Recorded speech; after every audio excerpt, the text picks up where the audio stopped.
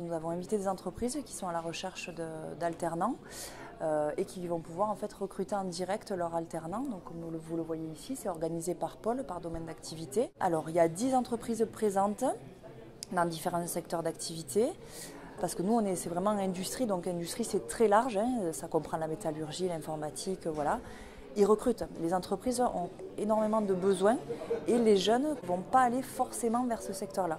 Donc on fait aussi tout un travail de partenariat pour changer un petit peu les représentations des jeunes par rapport à ces métiers-là, qui sont plus comme il y a 50 ans. Voilà, on essaie de faire un petit peu évoluer les représentations. Alors, nous sommes déjà partenaires avec le pôle formation sur d'autres métiers que la conduite d'activité qui est le service dans lequel je travaille. Alors actuellement, nos besoins sont surtout du côté des chargés d'affaires, un petit peu des techniciens aussi.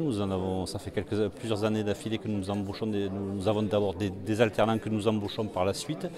Et donc il y a un gros roulement qui se met en place depuis quelques années sur ces métiers-là. Le fait qu'il y ait cette journée, on a trouvé ça intéressant de pouvoir rencontrer les jeunes et discuter avec eux, voir leur volonté, leur envie. Bon, il faut qu'il y ait un peu de connaissances, un peu en électricité, voilà, mais ça je pense que de leur formation ils l'ont.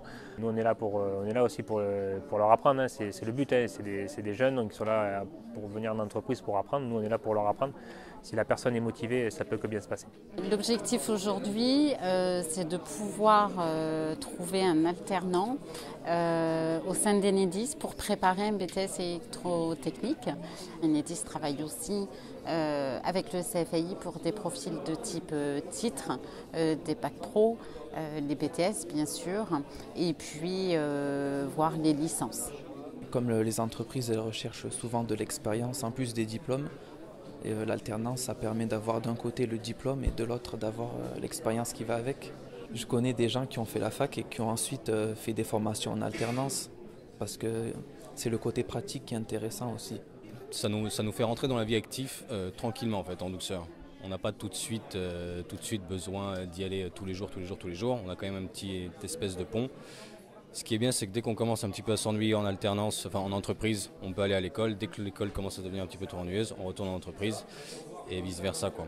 Et c'est vrai qu'encore une fois, pour trouver une entreprise, après le BTS, le fait d'avoir déjà 2 ans d'expérience en entreprise, ça aide énormément. Les patrons nous rencontrent et ils sont déjà un petit peu plus confiants, quoi, en fait, en ce qui concerne les jeunes qu'ils embauchent. Les profils les plus recherchés aujourd'hui, c'est vraiment les BTS maintenance des systèmes.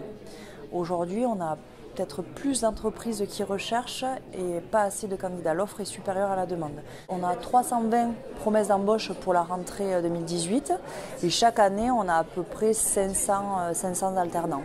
Voilà. Et là, cette année, on a augmenté un petit peu. On est je crois, à 520 là et ça va augmenter jusqu'à décembre.